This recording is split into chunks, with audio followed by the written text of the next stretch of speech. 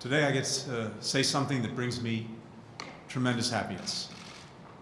President Biden, Vice President Harris, welcome to the State Department. For more than 2 decades, I've had the privilege of watching President Biden at work.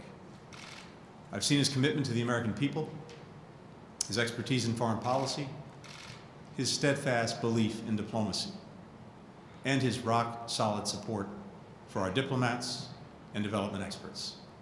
I've seen him on the Hill, in the Oval Office, in distant world capitals from Baghdad to Bagram, Paris to Peoria, and visiting our troops, visiting our diplomats, visiting all the men and women representing this country. And I can say without fear of contradiction that in the history of the presidency, no one has brought as much foreign policy experience to the job as Joe Biden. Wherever he goes, he's been a champion for American leadership and a defender of American values. And in Kamala Harris, he has a vice president, we have a vice president, with a long track record of standing up for the security of the American people, and an abiding commitment to using diplomacy to advance our interests and defend our values around the world. At this moment of unprecedented global challenge, it's more important than ever that the United States show up and lead, because the world simply doesn't organize itself to solve big problems, and the well-being of the American people hangs in the balance. We need diplomacy to get the pandemic under control worldwide, to save American lives and livelihoods. We need diplomacy to address the climate crisis, to protect communities across our country. We need diplomacy to check the rise of authoritarianism, to prevent the spread of dangerous weapons, to shore up democracy, to defend human rights, all of which makes the world more stable and free, and all of which protects the security and prosperity of the American people. Foreign policy is domestic policy. And because our strength at home determines our strength in the world, domestic policy is foreign policy too. President Biden and Vice President Harris know this better than anyone. That's why they believe so strongly in the work that we do at the State Department. And they've made it clear that the first question we must ask ourselves here at State is, how will this benefit our fellow Americans? How will this policy answer their needs? How will this outreach reflect their values? How will this initiative make their lives just a little bit better? We're going to hold ourselves to that standard every step of the way. President Biden and Vice President Harris have come here today at the very start of their administration to make sure we know that we have their support.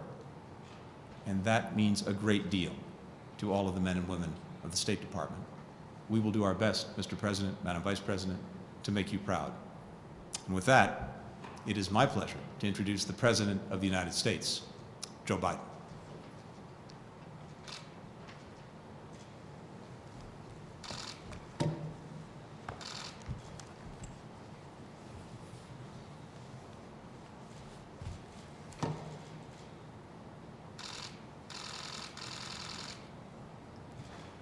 Mr. Secretary, it's great to be here with you, and I've been looking forward a long time to be able to call you Mr. Secretary.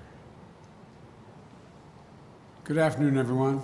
It's an honor to be back at the State Department under the eyes of the first American chief diplomat, Benjamin Franklin. And by the way, I want you all to know in the press, I was the Benjamin Franklin Professor of Presidential Politics at Penn.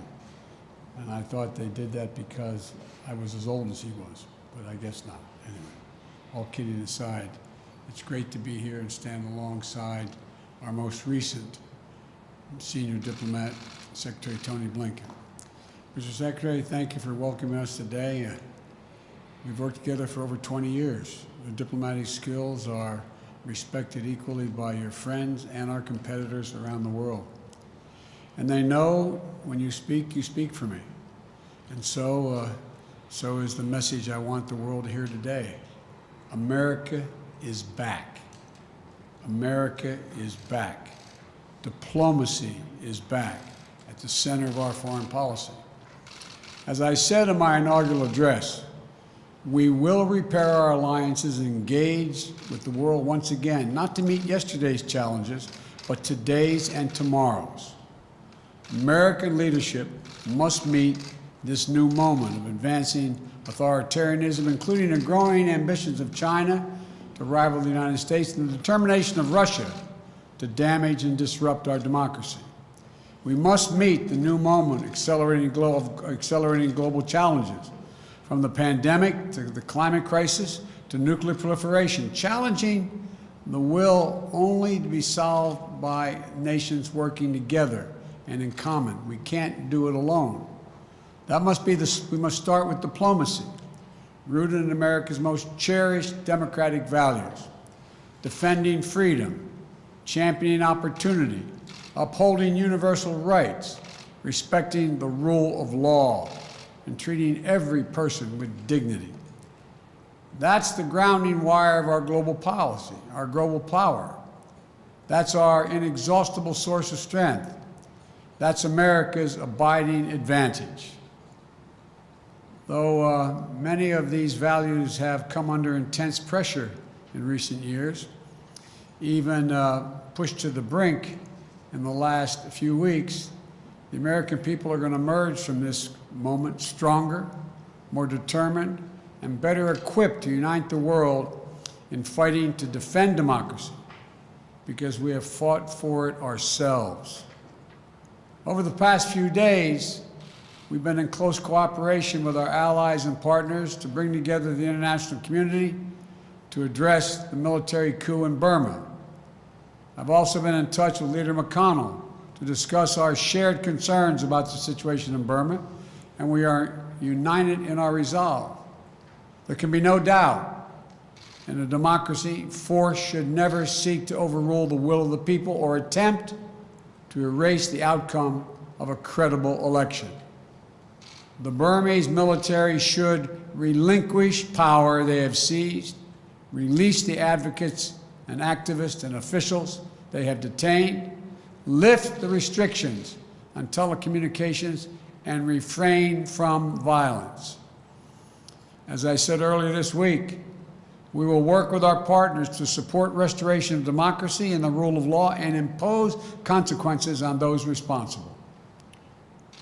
Over the past 2 weeks, I've spoken with the leaders of many of our closest friends: Canada, Mexico, the UK, Germany, France, NATO, Japan, South Korea, Australia, to reforming the habits of cooperation and rebuilding the muscle of democratic alliances that have atrophied over the past few years of neglect and, I would argue, abuse. American alliances are our greatest asset, and leading with diplomacy means standing shoulder to shoulder with our allies and key partners once again. By leading with diplomacy, we must also mean engaging our adversaries and our competitors diplomatically, where it's in our interest, and advance the security of the American people. That's why yesterday the United States and Russia agreed to extend the New START Treaty for 5 years to preserve the only remaining treaty between our countries safeguarding nuclear stability. At the same time, I made it clear to President Putin, in a manner very different from my predecessor, that the days of the United States rolling over in the face of Russia's aggressive actions, interfering with our elections, cyber attacks, poisoning its citizens, are over. We will not hesitate to raise the cost on Russia and defend our vital interest and our people. And we will be more effective in dealing with Russia when we work in coalition and coordination with other like-minded partners. The politically motivated jailing of Alexei Navalny and the Russian efforts to suppress freedom of expression and peaceful assembly are a matter of deep concern to us and the international community. Mr. Navalny, like all Russian citizens, is entitled to his rights under the Russian Constitution. He's been targeted for exposing corruption. He should be released immediately and without condition. We'll also take on directly the challenges posed by our prosperity, security, and democratic values by our most serious competitor, China. We'll confront China's economic abuses, counter its aggressive, coercive action to push back on China's attack on human rights, intellectual property, and global governance. But we are ready to work with Beijing when it's in America's interest to do so.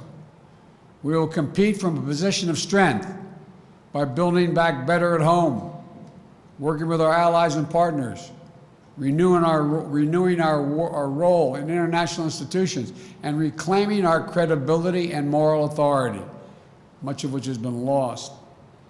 That's why we moved quickly to begin restoring American engagement internationally and earn back our leadership position, to catalyze global action on shared challenges.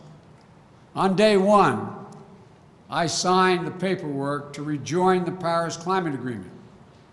We're taking steps led by the example of integrating climate objectives across all of our diplomacy and raising the ambition of our climate targets. That way we can challenge other nations, other major emitters, to up the ante on their own commitments. I'll be hosting a Climate Leaders Summit to address the climate crisis on Earth Day of this year. America must lead in the face of this existential threat. And just as with the pandemic, it requires global cooperation. We've also re-engaged with the World Health Organization. That way we can build better global preparedness to counter COVID-19, as well as detect and prevent future pandemics, because there will be more. We've elevated the status of cyber issues within our government, including appointing the first Deputy National Security Advisor for Cyber and Emerging Technology. We're launching an urgent initiative to improve our capability, readiness, and resilience in cyberspace. Today, I'm announcing additional steps to course correct our foreign policy and better unite our democratic values with our diplomatic leadership. To begin, Defense Secretary Austin will be leading a global posture review of our forces so that our military footprint is appropriately aligned with our foreign policy and national security priorities. It will be coordinated across all elements of our national security, with Secretary Austin and Secretary Blinken working in close cooperation. And while this review is taking place, we'll be stopping any planned troop withdrawals from Germany. We're also stepping up our diplomacy to end the war in Yemen, a war which has created a humanitarian and strategic catastrophe. I've asked my Middle East team to ensure our support for the United Nations-led initiative to impose a ceasefire, open humanitarian challenge, and restore long-dormant peace talks. This morning, Secretary Blinken appointed Tim Lenderking, a career foreign policy officer, as our special envoy to the Yemen conflict, and I appreciate his doing this. Tim has lifelong experience in the region, and he'll work with the UN envoy and all parties of the conflict to push for a diplomatic resolution. And Tim's diplomacy will be bolstered by USAID working to ensure that humanitarian aid is reaching the Yemeni people who are suffering unendurable devastation. This war has to end. And to underscore our commitment, we are ending all American support for offensive operations in the war in Yemen, including relevant arms sales. At the same time, Saudi Arabia faces missile attacks, UAV strikes, and other threats from Iranian-supplied forces in multiple countries. We're going to continue to support and help Saudi Arabia defend its sovereignty and its territorial integrity and its people. We also face a crisis of more than 80 million displaced people suffering all around the world. The United States' moral leadership on refugee issues was a point of bipartisan consensus for so many decades when I first got here. We shine the lamp of liberty on oppressed people. We offered safe havens for those fleeing violence or persecution. And our example pushed other nations to open wide their doors as well. So today, I'm approving an executive order to begin the hard work of restoring our refugee admissions program to help meet the unprecedented global need. It's going to take time to rebuild what has been so badly damaged, but that's precisely what we're going to do. This executive order will position us to be able to raise the refugee admissions back up to 125,000 persons for the first full fiscal year of the Biden-Harris administration. And I'm directing the State Department to consult with Congress about making a down payment on that commitment as soon as possible. And to further repair our moral leadership, I'm also issuing a presidential memo to agencies to reinvigorate our leadership on the LGBTQI issues and do it internationally. You know, we'll ensure diplomacy and foreign assistance are working to promote the rights of those individuals, included by combating criminalization and protecting the LGBTQ refugees and asylum seekers. Finally, to successfully reassert our diplomacy and keep Americans safe, prosperous, and free, we must restore the health and morale of our foreign policy institutions. I want the people who work in this building and our embassies and consulates around the world to know I value your expertise and I respect you, and I will have your back. This administration is going to empower you to do your jobs, not target or politicize you. We want a rigorous debate that brings all perspectives and makes room for dissent. That's how we'll get the best possible policy outcomes. So with your help, the United States will again lead, not just by the example of our power, but the power of our example. That's why my administration has already taken the important step to live our domestic values at home, our democratic values at home. Within hours of taking office, I signed an executive order overturning the hateful, discriminatory Muslim ban, reversed the ban on transgender individuals serving in our military. As part of our commitment to truth, transparency, and accountability, we stated on day one, we started in day one with daily briefings of the press from the White House. We've reinstituted regular briefings here at State and at the Pentagon. We believe a free press isn't an adversary. Rather, it's essential. A free press is essential to the health of a democracy. We've restored our commitment to science and to create policies grounded in facts and evidence. I suspect Ben Franklin would approve. We've taken steps to acknowledge and address systemic racism and the scourge of white supremacy in our own country. Racial equity will not just be an issue for one department in our administration. It has to be the business of the whole of government and all our federal policies and institutions. All this matters to foreign policy because when we host the Summit of Democracies early in my administration, to rally the nations of the world to defend democracy globally, to push back the authoritarianism's advance, we'll be a much more credible partner because of these efforts to shore up our own foundations. There's no longer a bright line between foreign and domestic policy. Every action we take in our conduct abroad, we must take with American working families in mind. Advancing a foreign policy for the middle class demands urgent focus on our domestic economic renewal. And that's why I immediately put forth the American Rescue Plan to pull us out of this economic crisis. That's why I signed an executive order strengthening our Buy American policies last week.